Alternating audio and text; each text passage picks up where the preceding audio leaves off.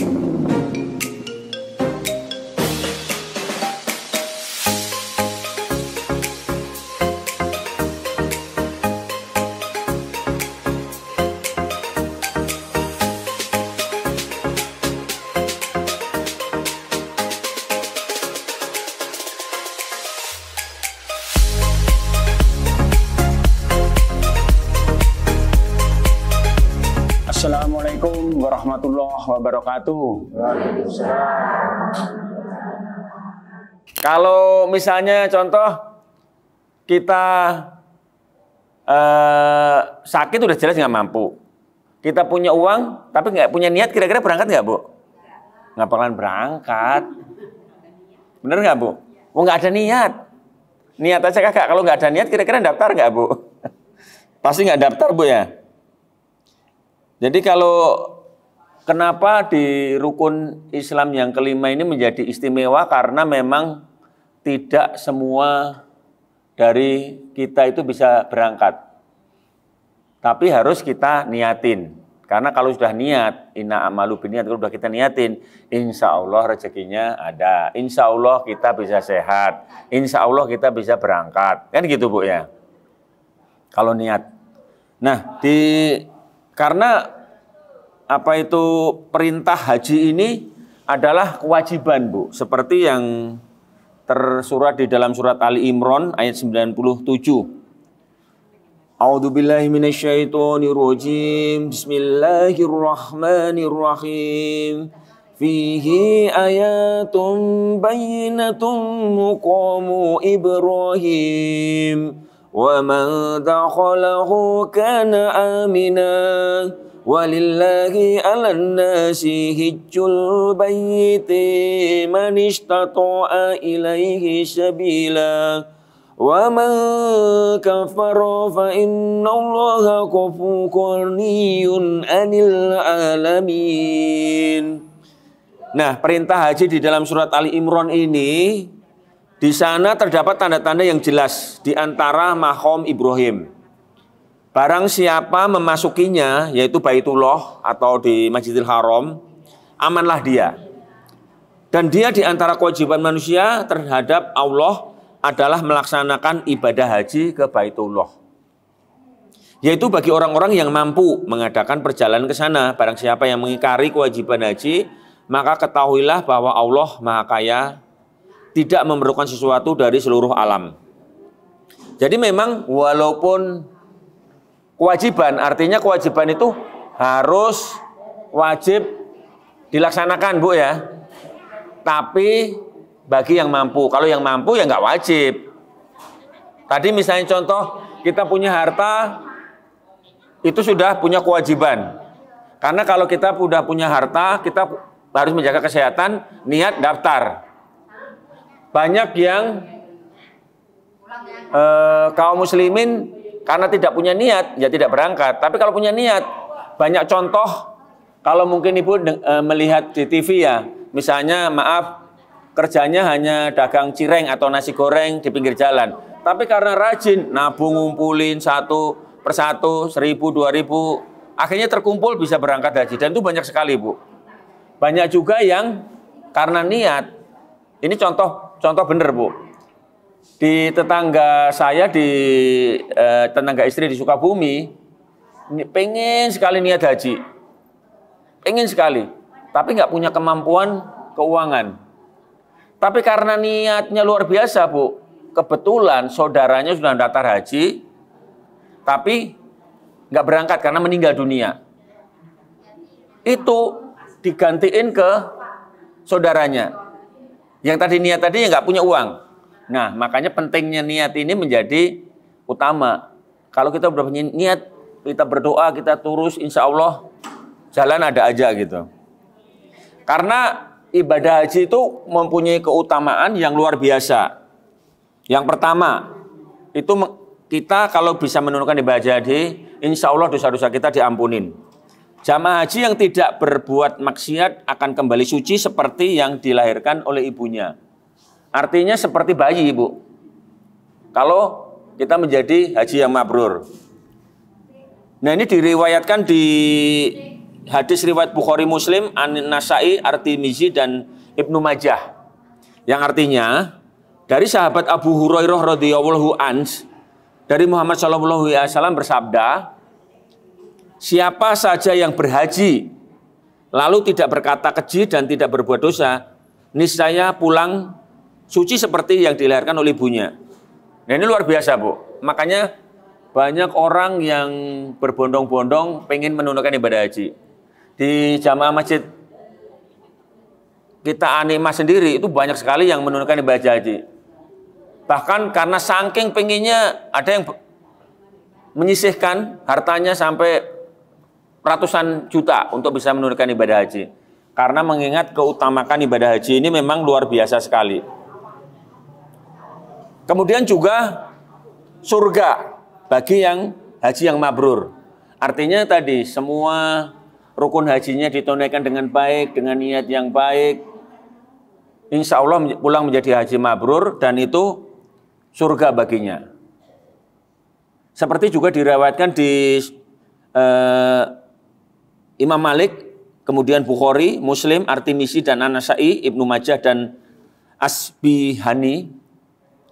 Dari sahabat Abu Hurairah radhiyallahu an, Nabi Muhammad sallallahu alaihi wasallam bersabda, umroh ke umroh. Jadi kalau haji itu kan biasanya kan sebelum haji Bu, biasanya kan setelah tanah suci umroh dulu. Umroh, kemudian kalau kita bisa umroh lagi atau tahun berikutnya umroh lagi atau umroh ke umroh, itu merupakan kafarah atau dosa di antaranya keduanya atau penggugur dosa. Sedangkan haji mabrur tidak ada balasan baginya kecuali surga. Jadi memang luar biasa Bu, kalau kenapa jutaan sampai lebih dari 4 juta, di Indonesia sendiri aja lebih dari 240.000 jamaah dari Indonesia ziarah ke sana karena memang pahalanya luar biasa sekali. Kemudian juga pemberi syafaat. Di samping haji sendiri, artinya orang yang melaksanakan ibadah haji sendiri, itu kalau tadi niatnya baik, rukunnya bagus, rukunnya benar, insya Allah akan memberi syafaat. Memberi syafaat kepada keluarganya. Itu 400 anggota keluarganya, memberi syafaat. Ini diriwayatkan oleh hadis riwayat Al-Bazzar, yang artinya dari sahabat Abu Musa Al-Asy'ari dengan marfu Rasulullah SAW, orang yang berhaji dapat memberikan syafaat kepada 400 orang keluarganya dan ia akan keluar dari dosanya seperti hari yang dilahirkan oleh ibunya. Seperti hadis tadi. Jadi selain udah pasti insya Allah dijamin masuk surga, kemudian dosa-dosanya diampuni, udah pasti kalau masuk surga dosanya diampuni, masuk surga, kemudian dosanya diampuni, kemudian juga memberi syafaat kepada 400 keluarganya. Dan ini insya Allah juga keutamaan yang ketiga tersebut, keutamaan lain masih banyak sekali. Nah, keutamaan yang lain adalah mendekatkan diri kepada Allah. Karena kalau kita insya Allah bisa berkunjung atau kita bisa ziarah ke sana, kita bisa berziarah ke makamnya Rasulullah SAW. Tentunya karena di sana ada masjid yang Nabawi yang luar biasa. Satu sholat di sana itu 1000 kali pahalanya dibandingkan sholat di masjid dimanapun. Apalagi di sholat di Masjidil Haram, 10.000 kali lipat. Makanya tadi Bu, niatkan, tuluskan, insya Allah berangkat. Kalau nggak berangkat masih ada pahala yang lain, nanti kita sampaikan. Kemudian pembelajaran, kesabaran, dan ketaatan, ketekunan. Karena kalau ibadah haji Bu, itu bukan hanya ibadah rohani saja, ibadah fisik Bu. Perjalanannya lebih dari, kalau jalan kaki itu aja, kalau dihitung itu lebih dari 40 kilo Bu. Belum dari maktabnya ke masjid bolak-balik. Kan jaraknya ada yang 3 kilo, ada yang 4 kilo, ada yang 7 kilo, tergantung nanti ditempatkan di mana. Belum nanti tawaf 7 kali keliling, belum sa'i, belum nanti pas di Arafah, belum ke melempar jumroh. Itu perjalanan fisik yang luar biasa, makanya dianjurkan selagi kita masih mampu, doakan kepada putra-putri kita, cucu-cucu kita, semoga bisa berangkat dan menjadi syafaat buat keluarganya. Kemudian juga persaudaraan umat Islam. Di sana Bu, kalau namanya ibadah haji itu kan kita semuanya pakai pakaian ikhram, yang punya baju bagus ditinggal. Kita juga kalau akhwat itu kan cuma pakai baju ikhram, 2 kain lembar aja, nggak ada yang dijahit. Nggak pakai celana dalam, nggak pakai itu. Semuanya ditinggalin. Udah kayak orang mati aja Bu, udah. Semuanya putih-putih semuanya. Dan itu seluruh dunia sama, nggak ada yang beda. Artinya apa? Artinya ya orang yang punya kapal pesiar, orang yang punya pesawat, orang yang punya mall, orang yang punya usaha kayak apa, sama saja. Kita duduk bareng semuanya pakai bajunya 2 lembar, 2 lembar kain doang, kain putih. Sama aja. Jadi kayak ya kalau udah kesana itu kayaknya harta dunia itu udah nggak ada harganya gitu kok. Nah, itu hikmah yang bisa kita ambil. Nah sekarang tentunya tadi kalau ibadah haji itu harus punya rukunnya, itu mesti niat. Tadi kalau niat ikhram, sebelum pakai baju ikhram itu kita mandi sunnahnya, mandi dulu pakai sabun yang bersih, pakai sampo, kemudian niat, kemudian pakai baju ikhram, baru kemudian tawaf. Tawaf itu mengelilingi Ka'bah 7 kali. Kemudian sa'i itu lari-lari kecil. Kemudian tahallul tertib. Dan semuanya itu adalah niat, wukuf, kemudian tawaf, sa'i, tahallul itu semuanya ada maknanya pasti kan, yang seperti disampaikan ustaz-ustaz sebelumnya. Nah, bagi kita sebenarnya kalau kita belum punya kesempatan atau tidak punya kesempatan beribadah haji, kita masih bisa mendapatkan pahala-pahala yang lain. Di bulan Dzulhijjah yang menurut saya bulan yang penuh berkah. Yang pertama kita bisa melakukan puasa sunnah Bu. Puasa sunnah itu kan bisa Senin Kemis bisa. Kemudian puasa Dzulhijjah bisa 10 hari pertama di hari tanggal 1 sampai tanggal 10 Dzulhijjah, 10 hari pertama. Atau nanti puasa Arafah. Jadi pada tanggal 9 nanti kita bisa puasa sunnah, dan itu puasa pahalanya luar biasa juga. Jadi bagi kita yang nggak kesempatan, kita masih punya mendapatkan pahala yang lain yang bisa kita dapatkan di bulan Dzulhijjah ini. Kemudian juga tentunya bagi yang mampu lagi kita bisa berkurban. Nah, berkurban ini kalau nggak mampu sapi besar utuh, kita bisa kambing. Kalau nggak mampu tahun ini, insya Allah tahun depan, tahun berikutnya kita bisa menabung. Insya Allah usahakan, niatkan. Karena kalau niat Bu, Kalau udah niat itu sama seperti ibu-ibu di sini. Sebelum punya rumah, pasti kita belum punya rumah, Bu ya. Pas nikah. Niat nggak? Pengen nggak punya rumah, Bu? Pengen. Niat. Diniatin nggak? Diniatin. Dapat nggak sekarang? Dapat. Karena kita punya niat. Tapi kalau nggak niat, sama seperti haji tadi. Kalau nggak niat, jangan harap kita bisa dapat. Kita bisa berangkat. Sehingga inna a'malu biniat. Jadi niat itu menjadi kunci utama awal kita melakukan sesuatu ibadah atau sesuatu usaha. Kemudian juga perbanyak zikir dan tentunya insya Allah kita semuanya dipanjangkan umur, kita bisa sholat Idul Adha di tahun ini. Saya kira itu yang menjadi sedikit pelajaran apa yang bisa kita dapat dari bulan yang sangat mulia ini, bulan Dzulhijjah.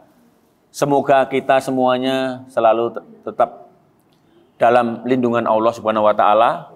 Kita dalam keadaan sehat, limpahan rezeki, karena sehat dengan rezeki yang sehat termasuk salah satu keutamaan sehingga kita bisa melakukan kewajiban-kewajiban yang lain. Di samping sholat, tadi udah syahadat, sholat, puasa, zakat, kemudian yang terakhir ibadah haji. Subhanallahumma wa bihamdika asyhadu an la ilaha anta astaghfiruka wa atubu ilaik. Semoga Maha Suci Allah yang Allah Tuhanku dan aku memuji syukur kepadamu. Aku bersaksi bahwa tiada Tuhan selain Engkau. Ampunilah dosa-dosa dan aku bertaubat kepadamu. Semoga dengan usaha kita, amalan kita bisa selalu bertawakal kepada Allah Subhanahu wa taala. Billahi taufik wal hidayah. Assalamualaikum warahmatullahi wabarakatuh.